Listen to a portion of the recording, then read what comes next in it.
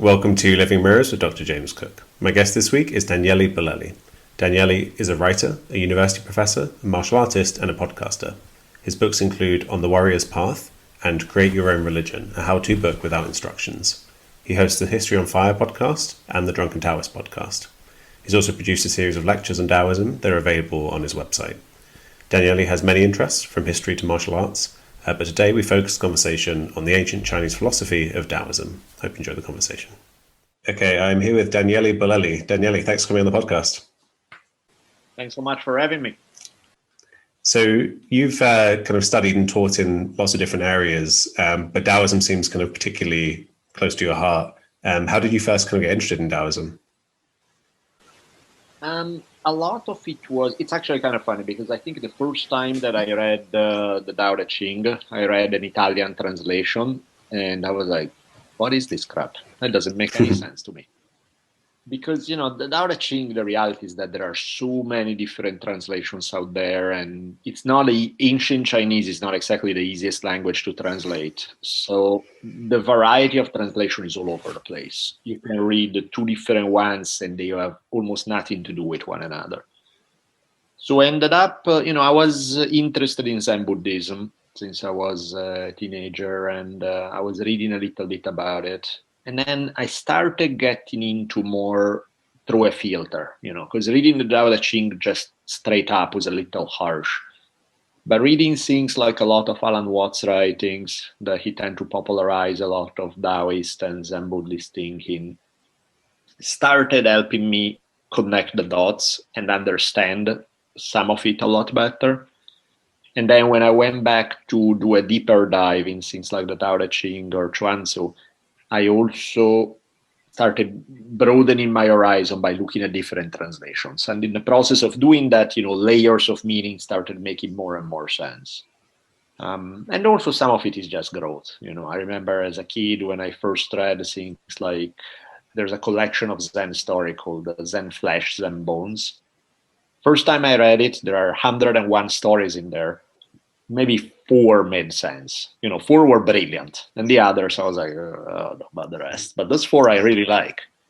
And then, the next time, 7 made sense. And then, now I think like when I read it, maybe 30 hit me right. Where I'm like, okay, I get those. There are still probably 71 to go that not quite, but, So that was part of the process, I think. Right. And so maybe if we dive into a background about what Taoism is, you mentioned the Tao Te Ching, this kind of foundational text. Maybe you could unpack a bit about the kind of historical background when we're talking about, and the author of the Tao Te Ching. Historical background is a mess because the reality is that nobody knows. There's the mythology of it is that this mythological figure Lao Tse wrote the Ching, and there are all sorts of wild stories of how that happened. Some of them are really cool. But the reality is that historically, it seems to be probably made up. Like there was no single Lao Tzu. It may have been a collection of different authors. Or if there was a Lao Tzu, it definitely wasn't a guy where, by the time he was born, he was, one of the stories of Lao Tzu is like he was born as an old man. He popped out of his mom as an 80-year-old man who was laughing rather than crying as babies do. So, you kind of get the vibe. Okay, we may be just a tad not in the exact historical year and we were in the stuff of legends. And so it's even debated when it happened. Some people say it was 2,600 years ago. Some people argue that it was closer to 2,400 years ago. Somewhere in there, give or take a century or two. It's in the Warring State period in China, very chaotic time that gave birth to both Taoism and Confucianism. And so there's a bit of an argument about which one came up first, whether Taoism was a reaction to Confucianism or they were contemporaries or what the deal is. But give or take, that's when it came into being. And then other people added. So, the second main Taoist text is probably a little bit later, and it's the Chuan Tzu. And that's also, whereas the Tao Te Ching is more about principles to be applied to everything, Chuan Tzu has a bit more of a personal vibe. Tao Te Ching is more about trying to reform society, trying to help kind of the world at large. Chuan Tzu is more like, the world at large is lost, there's nothing you can do about it, but this is more for your own personal practice. Right. And so even from, in the Tao Te Ching, you have this kind of almost like a kind of cosmological aspect to it as well, right? Like, I mean, introducing the concept of the Tao. And I mean, since that's at the center of all this, maybe we should get into precisely what the Tao is, even though it's hard to to really say what it is. Yeah, I mean, they refer to this as the idea being like kind of the mother of all things. It even, the Tao Te Ching briefly referred to the gods and goddesses that were typical of like ancient Chinese beliefs. And he argues that those are the children of the Tao. That in other words, all these powerful spirits and things, they are still, and the Tao is essentially this energy that's there at the root of it all. And it's not, unlike a god, doesn't have a personality. You can really pray to the Tao. It's a neutral energy that just, and is made of these two opposite forces. And so the idea is that there's this duality at the roots of the universe, where there's this original unified whole that's split into the yin and the yang. And then the interplay of these forces generates everything else. And it's at the roots of everything in life. So their idea of duality is very different from duality in Western traditions, where you have good and evil, God and the devil, that kind of stuff, heaven and hell. It's all very kind of oppositional. You have these two forces that are always fighting each other.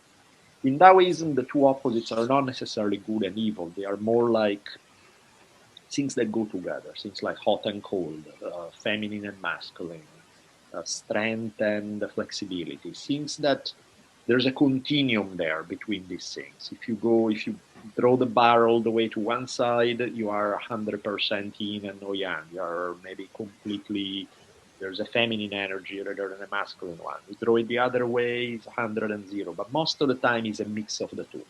And their idea is that everything in life is based on how you mix this opposite energy.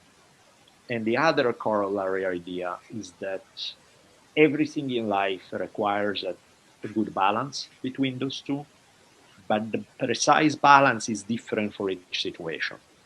So the metaphor that I always find most useful is the idea of surfing, where there is no, your balance needs to be exactly 50% in the middle of the board to ride the wave, because the wave is constantly changing. So one moment you need to lean heavily to the right, one moment you have to come to center, one moment you lean left a little, one moment you lean left a lot. And the talent is in figure out how the wave is going so that you can adapt to it and come up with the appropriate response. So it's not that a different response is wrong per se in an abstract sense, it's just it doesn't work in that particular context. And so the Taoist talent is to be able to read the situation and be able to respond with the appropriate balance. Right. And the wave analogy seems really apt, because there's this idea that kind of reality really is change. It really is flux. It's like it's a process, right? That's really, really emphasized. Absolutely. That's exactly, in fact, there are, even if you look at some statements by like Greek philosophers like Heraclitus has some ideas that are very Taoist in nature. And interesting enough, wrote right around the same time. The whole idea that Heraclitus of everything flows. You cannot step into the same river twice. This notion that all of reality is in a constant state of flux, that nothing stays exactly the same all the time. That's straight up Taoism right there. Right. I feel like this is something that fits nicely with science, really, in the sense that I think we can take the idea of like matter a bit too seriously and think that reality is really made of all this hard stuff. And then, when physicists look more deeply and they find that actually the weave of existence is kind of hard to really say what it is. It's some kind of strange flux. I feel like the Taoist perspective really, really fits with that, especially also the fact that it's, said it's hard to say what it is. There's this emphasis on it being kind of beyond concepts, right? It's kind of unnameable. Yeah, because it's almost too subtle to be able to just pin it down in a precise formula. And that's, I think, it's one of the things that to me, you don't have to believe in these ideas. They are almost self-evident in the sense that anything you look at in life works that way. It works as the same formula that you applied in one context may not work in the next context. And it's not a bad formula in the right. It's like, it's having a whole toolbox and each tool works for a particular job. You cannot exchange them randomly. You can, and you can do a maybe okay job at best, but it's not the ideal tool. And anything in life, if you think about things like parenting, right, raising kids, one kid may need a lot of structure and discipline, and may need to be told what to do a lot more, and may need a lot. Another kid will go crazy if you do that, and they need more freedom, and you need to give them more trust and give them more room and all of that. And again, it's not that structure and discipline are bad, but it depends on which kid you have in front of you. You cannot apply the exact same model to all of them like it's the same thing. Right. Yeah. So there's this real emphasis on a kind of adaptation and a kind of bottom up, seeing what needs to be done in this kind of wisdom way, rather than kind of rigid top down like rules, as you say, and that also fits with the kind of the idea, I think, of this being beyond the rational mind, because the rational mind is all about kind of concepts and communicating in words like this is how everything is. But this seems to be kind of, there's in Taoist traditions, there seems to be a kind of not contempt for rationality, maybe, but pointing to what's beyond rationality. Yeah, because the way they see it is rationality is a tool, and it's a useful one, but it goes from ear to ear. And then there's life outside of those boundaries where it's just as important, it's just as valid, and where if you try to apply the wrong tool, it's not going to take you very far. I mean, I guess one of the problems of rationality is that the whole idea is based on analyzing data, coming up with principle and conclusion, and draw some kind of actionable course. And Taoism is telling you that's great. However, the context, by the time you have done all that, the context to which you will apply those conclusions may not really be the same one that you use to analyze the data. It's not to say that that's useless, because of course, you can derive some principles that may be generally good and may be helpful, but they are not going to be an exact fit in the next situation. It may require some adaptation.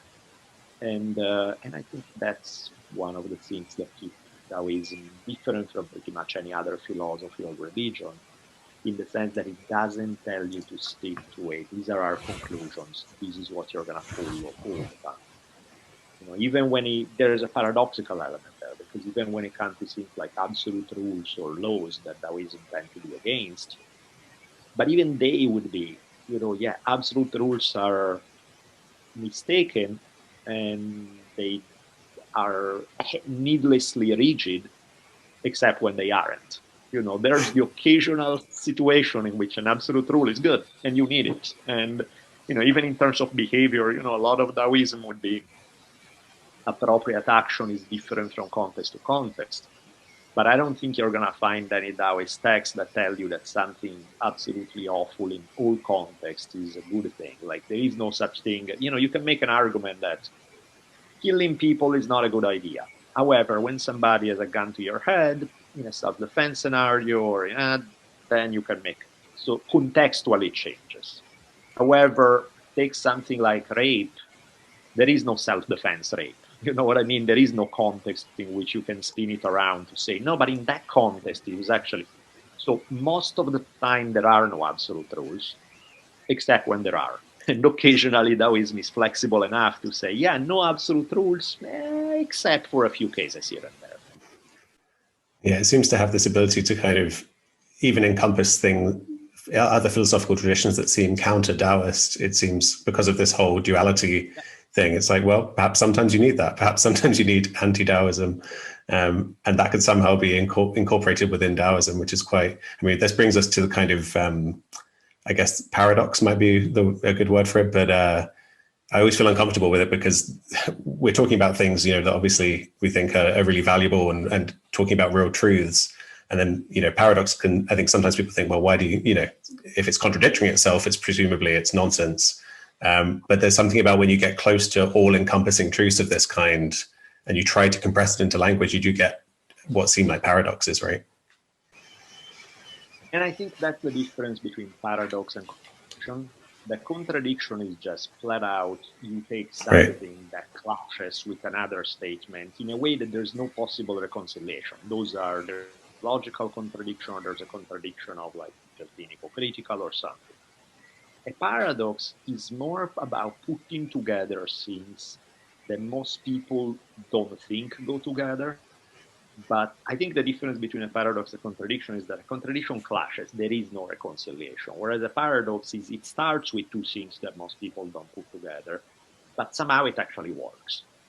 And I think that's a key difference, because it boils down to the results of what is putting together things that most people don't see go together. Right. And it's key because I think the way that Taoists view it is that the nature of reality is paradoxical. Not contradictory, but it's paradoxical. And that's something that's, I mean, everybody's different experience, but I can definitely see the logic behind that. Right. And so on this idea of recognition of the Tao being kind of beyond the rational mind, like with rationality, we can talk about the ideas, and it's out there, and we can talk about it. But with this, I guess you have to resort to direct experience, right? Like on the one hand, we're talking about big cosmological stuff, but there's this kind of contemplative, meditative aspect to it as well, right? Definitely. And ultimately it boils down to results. You can talk about principles all day, but at the end of the day is how you apply them and whether they deliver the proper results or not. Taoism has some of the ideas may seem kind of out there and abstract, but it has an extremely pragmatic dimension, because the whole emphasis is on producing results at the end of the day. So much of Taoism is this idea of just achieving maximum result with minimum effort. So it needs to deliver maximum result. It cannot just be about principles. It's like, who cares? Does it work or doesn't it at the end of the day? That's pretty much the main thing that counts. Right. And so with the concept of the Tao, just in case anyone still has no idea what we're talking about, I feel like nature sometimes can be used as a kind of proxy for it. Do you think that's a fair thing to say? Yeah, it's kind of like not to be taken literally, but the DNA of the universe, just the nature of things. The Tao is literally translated is the way, which is the way things are, basically. So yeah, you're talking about that essential nature at the root of it all. Both nature as in nature observable on earth, as nature as in just at the nature of all things.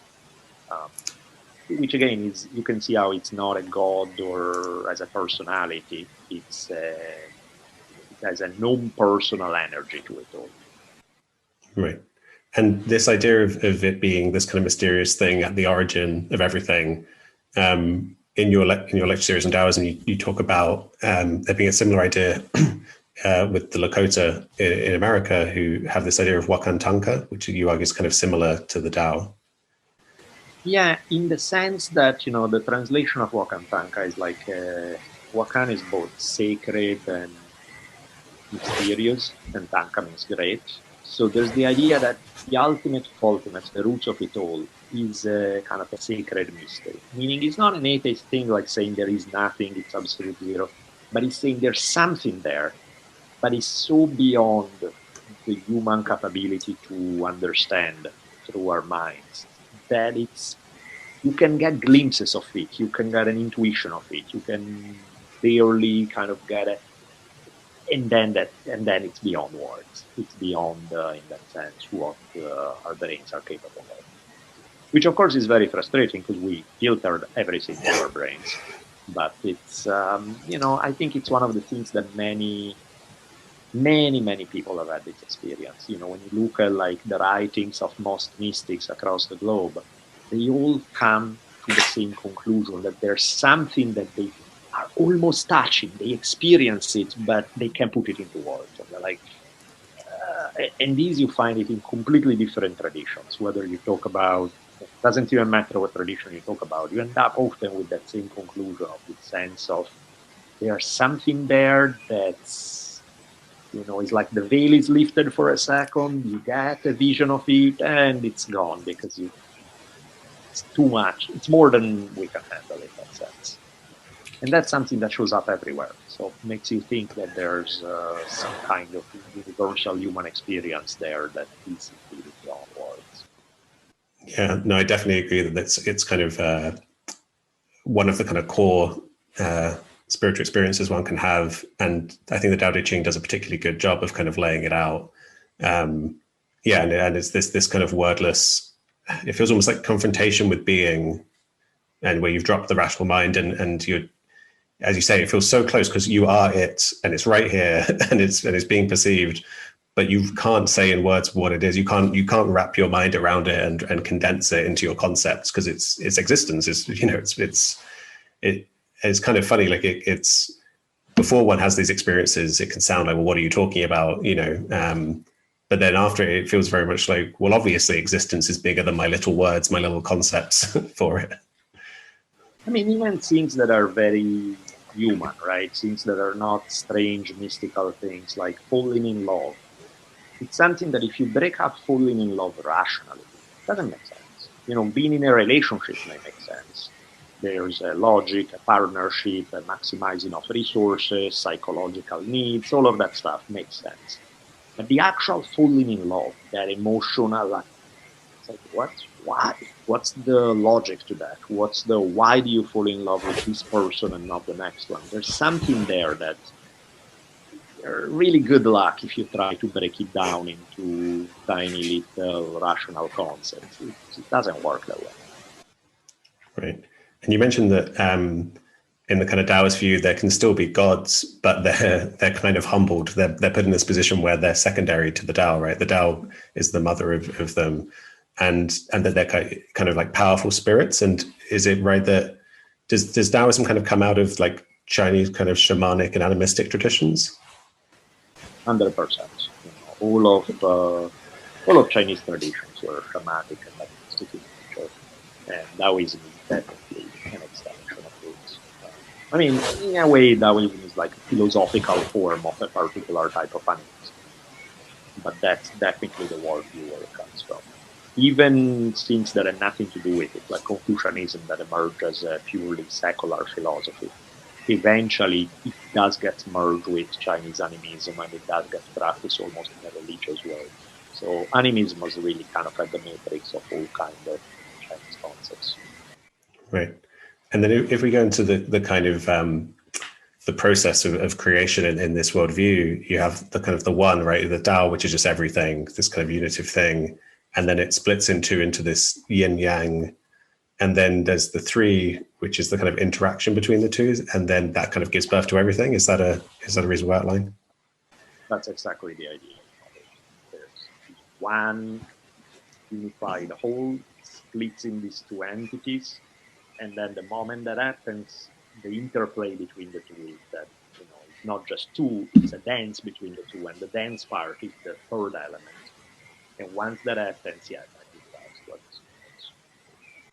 And then you have, I guess, the kind of S shape in the middle of the yin yang symbol. That's the kind of the interplay part.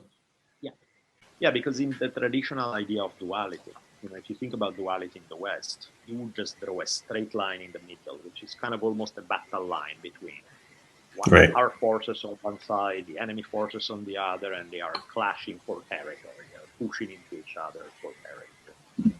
That kind of S shape is more like a dance. It's more like it suggests a more harmonious interaction between opposites, the positional one. Right. And so I think it's such a growing up. I think the yin yang symbol was always it seemed to be appropriated as the kind of a very kind of cliched new agey symbol, which I think is such a shame because I think for a while it put me off from delving into the philosophy around it. And then it does seem to be it's an incredibly elegant symbol when you see it with fresh eyes for the first time, right? It's nuts. I mean, when you see it with fresh eyes, it's really, I cannot think of a symbol that captures more stuff about the nature of reality than it just, like, whoever came up with it is a love genius, because it's just And I think there's a reason why it also attracts people, even at a subconscious level, even if a purely, cutesy design that I put on. There's something there. But yeah, the more you study, the more you see how it really applies to just about anything. So it's, I think, yeah, the downside of popularity is that it makes it like not that thing again. But when you really break it down, there's an incredible depth behind it. Right.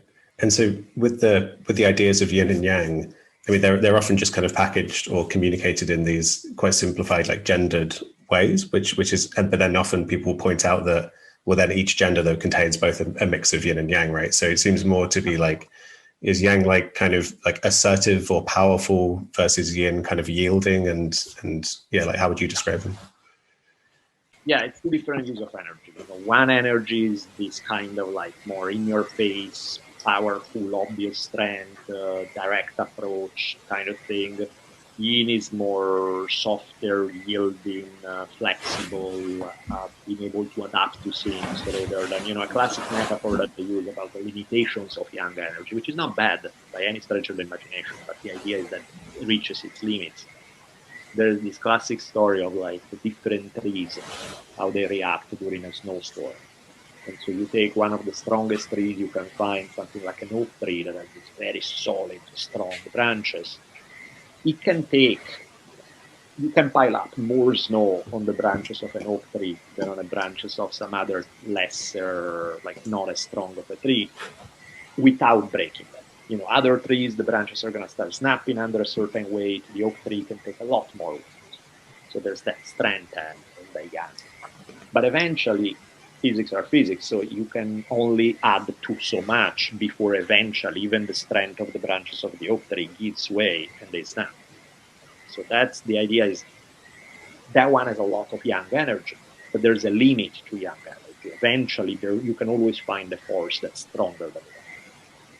With yin energy, they compare the oak tree to a willow. And the idea, a willow is very flimsy, flexible kind of thing. And so what happens is that you pile snow on the branches of a willow tree. The branches will bend. They'll drop off the snow that falls to the ground, and they will go back where they were before without having snapped. So they use that as a metaphor to show the power of yin, that when you're able to accomplish things through a less direct, aggressive, assertive approach, you can accomplish them with less use of energy and potentially with less limitations. Now, however, Taoists emphasize the yin because it's less understood by people, because everybody understands obvious use of force, strength, assertiveness, that kind of thing. So they do emphasize the yin, but they are not saying that that's what you should do all the time, because they recognize that everything is a mix of energy. So while you want to rely on yin as much as possible, you still use yang in the measure that it's necessary. So it's not just this complete, flexible, loose thing. It's like hitting the right balance. It's almost like the yang is a strong spice. So you want it in your food to give it flavor. But if you put too much, you kill the flavor. And so the yang is great in some measures, kind of idea. And if you rely on it too much, eventually you're going to find a limitation where you can no longer use it. So they suggest that they don't spend much time talking about the yang because people get it. They spend more time talking about the yin because it's less understood. But their idea is that both are necessary to one degree or another. Right. And then it seems to me like through modern human history, because yang is so much simpler to understand, it feels like in addition to understanding it better, we do have this overemphasis on yang, whether it's kind of, I don't know, linear models of economics where you just kind of take in resources at one end and waste it at the other end, instead of kind of wise circular economics, or, just runaway consumption and growth. Do you think that's fair to say that I think the Taoist wisdom of incorporating more yin would be something that society really needs at the moment? Yeah, in a lot of fields. I mean, I was thinking about it in terms of, I have an 11-year-old daughter, so I think a lot about, how parenting and how I raise her and what approach I use and all of that. And to me, it comes natural with a certain approach. But then when I look around, I'm like, oh, that's pretty different to how people do things. But like one thing that people freak out when they are parents is when their kids start becoming teenagers, because oh, it's this rebellious stage and they are not going to understand me anymore, blah, blah, blah, all that. Well, one of the things is that because they probably use too much yang in their parenting. It became you do this because I say so. These are the rules of my house. If you don't like it, you cannot be here, kind of thing. So, of course, when you put harsh rules, you're almost inviting a reaction against them. You're almost inviting, rather than having these ideas internalized, like, hey, this is because it's good for you. Or if you say it is all functionary, you say just because but at the end of the day, they don't have a choice. They have to stick to those rules.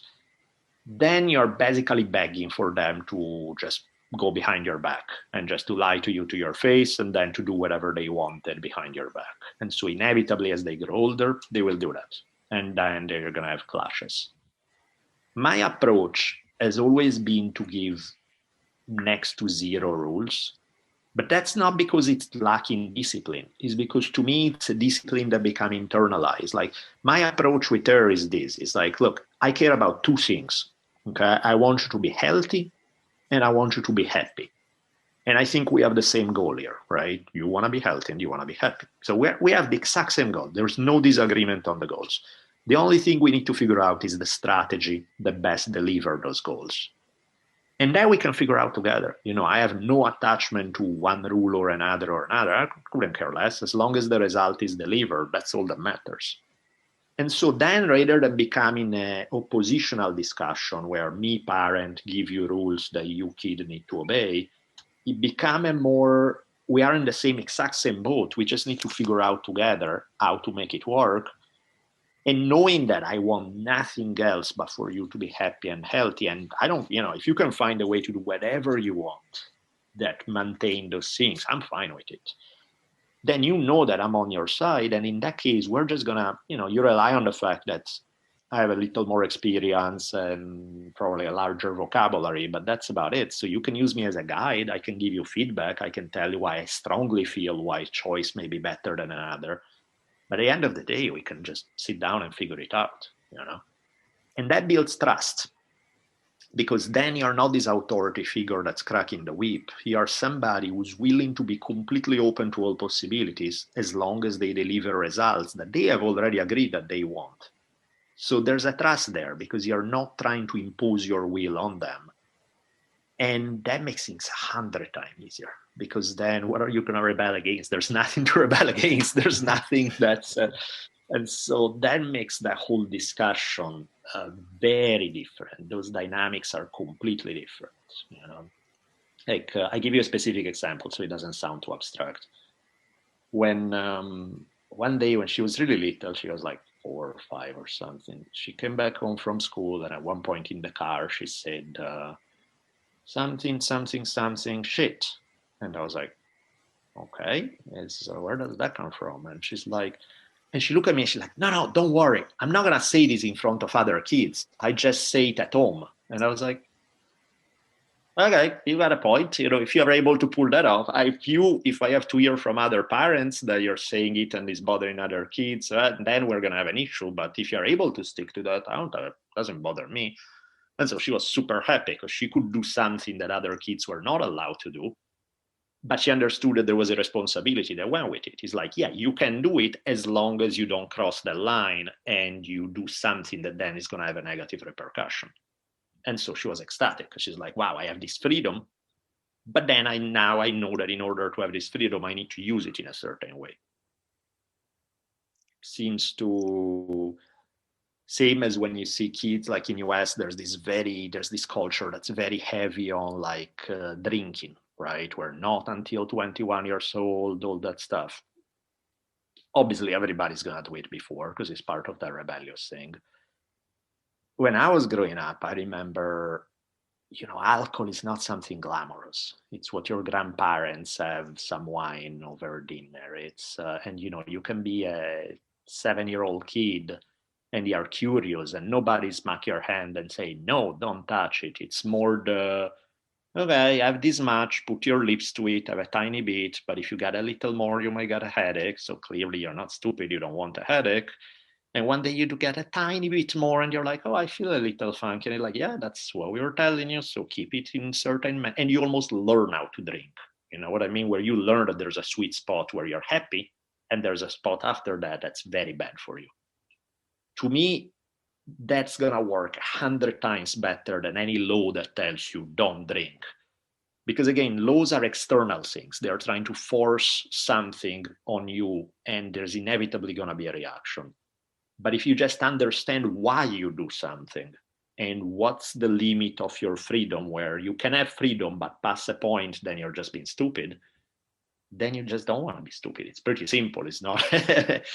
And so again, granted, this doesn't work with everybody, but it does. I do find this kind of approach much more fulfilling and much more helpful than the top-down, heavy, yang, just don't do it kind of thing. Yeah, it seems a really good example of the paradox as well of, you know, the best discipline is no discipline.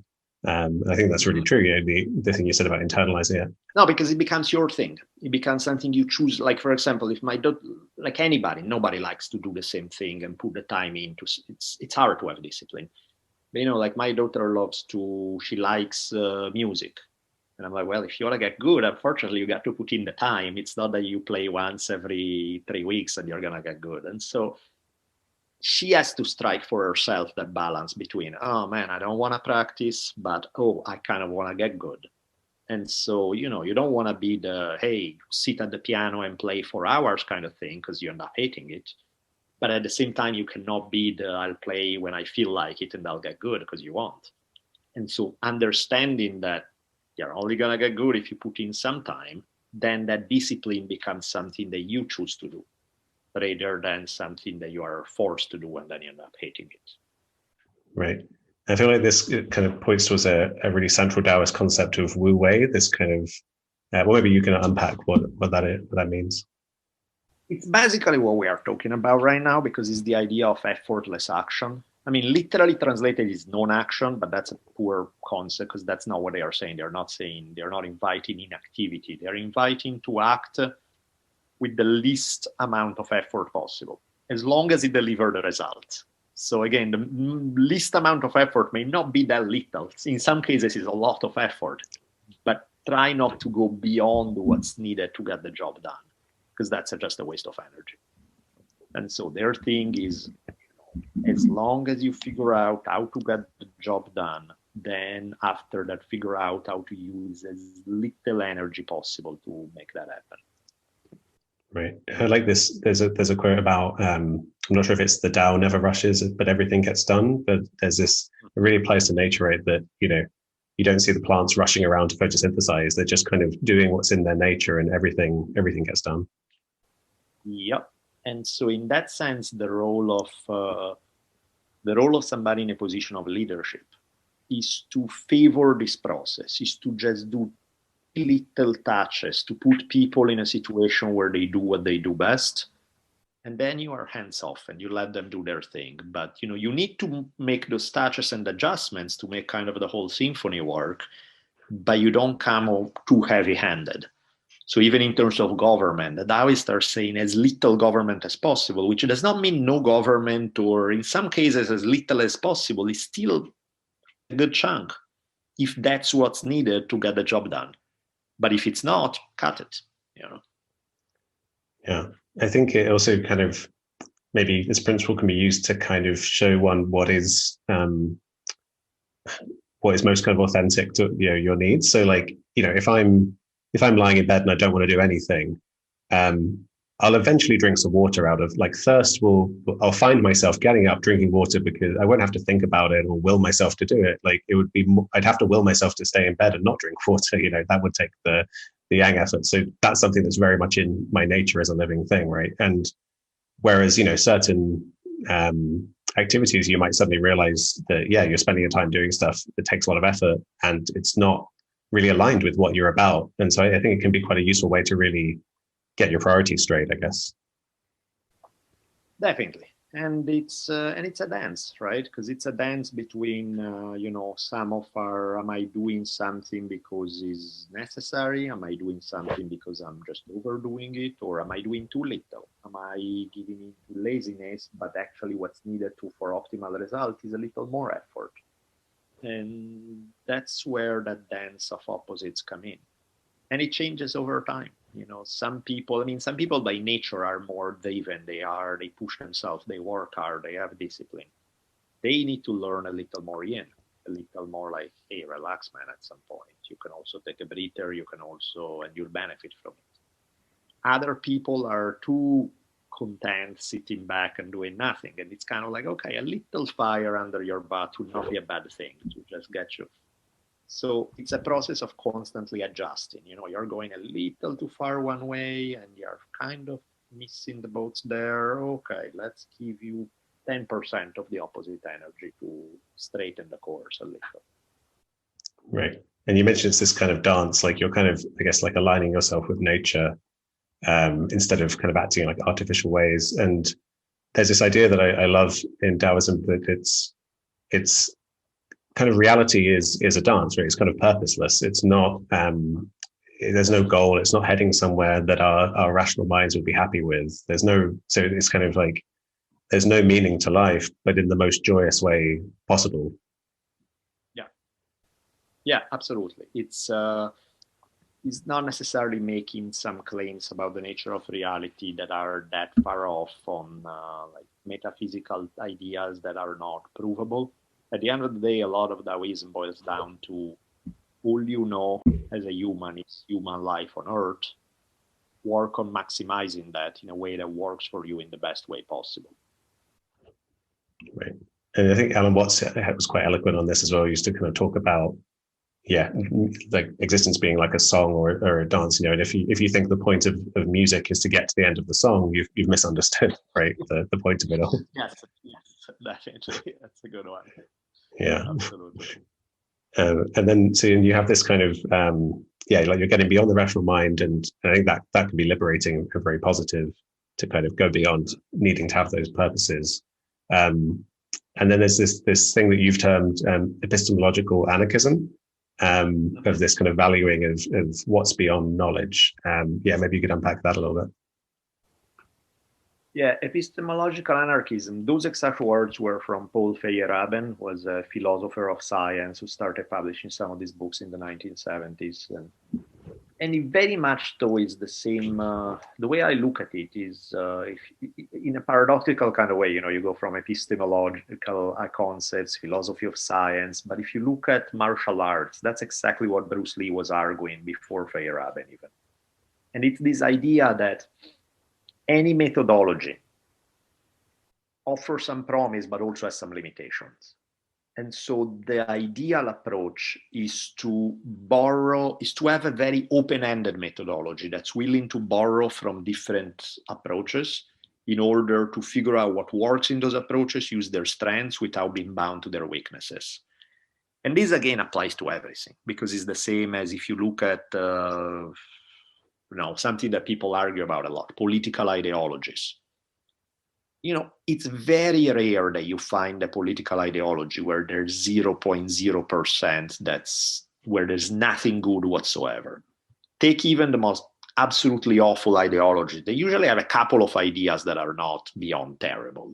Take something like, and then of course some people will seize those things and they think that then the whole ideology is good. And it's like, no, just because Mussolini made the trains arrive on time does not mean that all of fascism was a good idea. There are 3,000 problems with it, but I'm down with trains arriving on time. So let's take that concept, see how we can make that work without all the negative baggage that come with it, And so in that sense, that idea, the Bruce Lee approach, the epistemological anarchism approach, is to take what works, take the best from different systems, and see if you can do it from different ones and combine them in a way that works better ultimately. That's, again, it's just taking the best from multiple sources without being bound to its limitations, which is the exact opposite of what people do political, for example, where they get married to an ideology and then they feel they have to defend that ideology Doesn't matter the outcome, doesn't matter whether that ideology is actually working or not in a particular context. It's our flag, it's our identity, it's who we are. So it should be, I'm going to defend it 100% of the times. And it's like, why? Why would you want to use it when it doesn't work? Why do you want to make it a point of pride when clearly has hit its limitations and there are things where it's not working so well? Why don't you just borrow from a different idea? And so in that sense, there's a dogmatism that goes with between married to an ideology or a methodology, or in Bruce Lee's case, a martial arts style. Or the idea there is instead to take the best from all of them. And the best may change over time, and you constantly adapt again. It's like in that, if you look at something between the arguments between hardcore free market capitalist and 100% like straight up communism, and then pretty much nothing. There are hardly any systems that are work like that. Most everything is a mix between more government intervention and more free market initiative. And so the question there, rather than being these two polar opposite things that are at war with each other, is like, what's the good balance? What's one that works? What is a state that guarantees some social programs that covers the ass of people who are struggling in a big way, while at the same time not squashing individual initiative? Where is that line? Where should we draw it? And that again becomes an open discussion. It's like, as long as it works, let's figure it out. I don't care if it's 60-40, 70-30, 30-70 the other way. As long as it's delivering both ends of the deal, where there are freedoms, but there are also protections. Great. I don't care where you draw the line. Just give me that result. Yeah. But again, that's not how people work. Because most people will invest, they'll build an identity around a particular approach, whether it is their religion or whether it is a political ideology or whether it is, it becomes stupid. Like even in martial arts, you would see in the pre-Bruce Lee days, we are judo guys, karate is terrible. No, karate is wonderful. You guys don't know. It's like, I think people are so desperate for a sense of identity that they will latch on to anything that give them a slogan, a flag, colors, a uniform, because it fulfills a psychological need. But unfortunately, that comes at a horrendously heavy price. Yeah, I think definitely you're right that stories can often function as kind of security blankets that just make us feel better. And usually because they work in some instances, but then we're unwilling to take the risk of having the epistemological anarchism and seeing the value in other stories and changing our story and seeing that as a value rather than a flaw to like change your story. And I think it also links to the idea of the limits of the rational mind, and that if you think the rational mind is everything, you kind of take your stories to be reality. You see through them and you think the reality is your story. But then once you see that the rational mind's a tool and that stories are always fallible, they're always flawed in some way, then having a kind of an ecology of ideas, having a bunch of different narratives, a bunch of different perspectives, and trying to bring them all together, that just seems like an incredibly wise thing to do. Yeah, otherwise it's really just like thinking that, you go through life thinking, I have a hammer helped me nail something in the wall. This means hammer is best in everything. I should solve every single one of life's problems with my hammer. And it's like, no, it's nice when you need to hammer something in a wall. You can probably use it for a few other things. But you need other stuff. It's not going to work in other contexts. And as silly as that sounds, that is exactly what a lot of people do once they become married to a particular idea. Right. And so you mentioned, we talk about epistemological anarchism, but then also kind of political anarchism was also associated with Taoism, right? A kind of emphasis on, as you described in your kind of analogy with your daughter, a kind of allowing maximum freedom, maximum self-governance, self-organization, and just kind of as little top-down, heavy-handed control as possible, which, am I right that was kind of associated with Confucianism around the same time? For sure. Confucianism was all about these rigid rules and these do this, don't do that kind of thing. Taoism there is also different though, because Confucianism is really designed to reform all of society. Taoism is arguing that is essentially addressing people that, for lack of a better term, is not that they are smart, but they have a certain sensitivity, that they have what it takes to be able to apply that balance on the fly. And so in that sense, Taoism can be fairly elitist, because their thing is like, you see in multiple Taoists seeing this idea of people who want to learn, and the Taoist master was like, nah, it's not for you. Go learn Confucianism. They'll give you simple rules. You'll probably avoid doing too much damage. It's better for you. You'll get hurt with Taoism. It's more than you can handle, which sounds horrendously elitist. At the same time, there's something to be said there for the fact that, Taoism is easy if you have incredible sensitivity, phenomenal self-knowledge, fair degree of understanding of stuff. It's like, if you have all these tools, then you can use this in a phenomenal way. If you don't, it's like saying somebody who doesn't know how to cook about, no, we won't give you a recipe. You'll just, here are the ingredients. You need to kind of figure out the right timing, and it's going to be horrible, right? So again, even that, there's a bit of a balance with the opposite of Taoism. Some rules are useful, but too many rules kill you. So it's like, okay, you do, and some people need a few more rules than others, but even that is on a continuum. You're going to use some of that because you need it, but too much squashes it. And maybe use some of it, even at stages in your life may be different. When you first learn how to cook, you need recipes. When you get good, you move beyond the recipes, and you can kind of leave them behind because you have developed that instinctive knowledge to adapt things on the fly.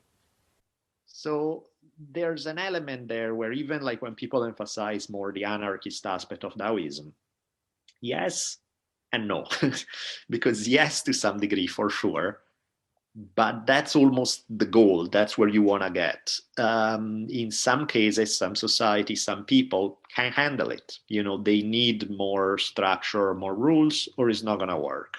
That it would work great if everybody was not terrible and selfish and so short-sighted kind of thing. If, it would be ideal to have, let's see a case where rules apply, like environmental regulations. Why do you need rules if you're smart? You're not going to poison the water you drink. You're not going to do terrible things. You understand that you're part of an ecosystem where it benefits everybody. So what's the need for rules? Well, unfortunately, there are a bunch of people who, for short-sighted reasons, don't get that. And so in that case, you kind of need rules in order to make sure that certain things are not done by the people who don't get it. And again, it's a hard balance, because rules are far from an ideal tool. In an ideal world, you would want people to have it understood internally so that they don't need the rules. But the reality of life is that not everybody gets it right away or ever sometimes. Yeah. I feel like the psychology of fear maybe is one of the variables that pushes people on this axis. So like, if you're terrified of messing up the meal, you might demand the recipe because you're like, if I follow the rules, that's like, things are more likely to go safely. And then even, all the way to kind of political, like fascism and kind of heavy-handed, like, if the culture has a lot of trauma, it might just be like, no, we need hard and fast rules to get everything under control. And so I feel like once one can kind of see the more wisdom in the lack of rules where there's not as much fear. I think that's something that's maybe one of the relevant kind of dials that we can turn. And one of the hard things on that is that the lack of rules, it's so much easier to apply on an individual level than a societal level. Because at an individual level, if you develop those qualities and those awareness and those things, you can apply and you'll still not do damage. But when you try to apply the model on a societal rule where not everybody gets it to the same degree, it's like you're giving this race car to people who can drive to. It's like, there's a problem. A race car is great in the hands of this guy who's a phenomenal pilot. A race car is not great in the hands of a 5-year-old. So where do you draw the line again? And that's what makes it complicated. It would be so easy to say no rules ever and everything will work out fine just because, or, top heavy approach, it works every time. No, both of those don't work 99.9% of the time. So where exactly do you draw the line? And when you talk about a society that involves millions of people who are all very different by nature and by experience, that's a really hard call to make. Right. And you also, at the start, you mentioned Chuangzi, who's one of the other kind of key figures here. I read something that was saying that he kind of prefigured the idea of evolution by natural selection in kind of talking about just a kind of idea. It's tied up, I guess, with the idea of the Tao just being this constant flow. And he just seemed to have the insight that kind of water becomes, fish, and fish become animals. And yeah, I think that's that kind of that vision of how forms change seems to fall kind of out of the Tao quite nicely. Yeah, definitely. I mean, in fact, that's why a lot of ecology has very much Taoist principle as its roots, just because you're essentially, again, you're talking about the same thing. You're talking about the way nature works. You're talking about some basic universal principles there. So I think that understanding nature, you can never have studied Taoism, but if you really understand nature well, I think you understand a lot of Taoist concepts. Right. And you also mentioned Heraclitus, this Greek philosopher who, was super Taoist, right? And was it the logos? Is that what he referred to? Basically the same idea as the Tao? Yeah, totally. In Greek, when you translate it, sometimes the logos seem to have this much more orderly and rational aspect to it. It really isn't the way he means it. He really is talking about kind of this universal order to all things, but much like the Tao is, these kind of essential principles behind everything else, which sound a lot more Taoist when you start looking deeper into it than when you just look at the dictionary translation. Right. And then also, I think he had this quote, something like "everything flows, nothing lasts," and that seems to be kind of also similar to kind of seeing evolution by natural selection before Darwin. I feel like there's a similar thing where once you take this perspective, you can have the insight of kind of mountains rising and falling, even kind of tectonic plate motion. They obviously not knowledge of the specific knowledge of plates, but that's quite a way to see the world that you could, without any scientific evidence, you can look at a mountain that's been there for generation after generation and yet get that it's gonna crumble at some point. Yep, absolutely. And that's kind of the long perspective of it that clearly it's harder to get when you're limited to one lifetime right in front of your nose. But yeah, eventually it's the nature of things for nothing to last, for everything to be transformed, to everything to be in constant state of flux. And ultimately it's almost like even the Buddhist idea of impermanence, right? It's just that nothing is gonna remain absolutely the same forever. It's just not the way things are. Right. And so to close and bring this full circle, you mentioned Buddhism at the start. You spoke about coming to Taoism through Zen, and Zen is a kind of synthesis, right, of Taoism and Buddhism. Yeah, because when Buddhism arrived in China, one of the schools of thought that developed it was, the creation of what in China was called Chan Buddhism was really a mix of imported Buddhism with the existing Taoism in China, and the mix of the two creating Zen Buddhism. So Zen Buddhism is the type of Buddhism that has the most Taoist concepts attached to it. Then, it becomes something else as it goes, moves across culture, gets to Japan. There's a whole lot of more Japanese ideas attached to it. But, that's definitely, you see Zen as sort of the marriage between Buddhism and Taoism, which in itself is a very Taoist thing right there. The idea that there's another religion, great, let's take the best from it, we'll take the best from ours, mix it together. Not exactly a super common thing. In traditions that tend to draw the line hard between good and evil, the notion that you mix with something else is blasphemy. You're mixing something holy with something terrible. How would you? Whereas that's not usually the way it's in more Eastern traditions. Yeah, that's a great point. Well, yeah, this has been wonderful. Thank you so much. Where would you send people to if they want to look into your work more? So I have a couple of podcasts that I host regularly. So History on Fire. History on Fire is a whole bunch of free episodes out there, iTunes and whatever else people find podcasts. the more recent ones are behind the paywall on Luminary, but there's a long archive of free ones to get to first, so you can take a long time to decide whether that's something you're interested or not. I also host the Drunken Taoist, which is kind of all over the place because topics, there's a lot of Taoism, but there's a lot of non-Taoism. There's a lot of stuff where we talk about, it varies really depending. Sometimes we have guests, sometimes we don't. It's really varies tremendously depending on the specific episode. I have a few books out there. I've written 4 books over time. So I think it's the gods of Google are good in that regard. If you manage to type my name correctly into Google, then all this stuff will start popping up, books, podcasts, that kind of stuff. Oh, we've been talking about Taoism all the time. So yeah, I have a Taoist lecture series that's for sale on my website, danielebolelli.com. I think he's like $10. It's about 7 hours worth of different. I broke it down in like smaller chunks, so it's like 16 different lectures on specific topics related to Taoism, and there's so that's that one. Yeah, I think if anyone's enjoyed this and wants to kind of go deeper, the lecture series I highly recommend. I think that'd be a really great place to go next. Sweet.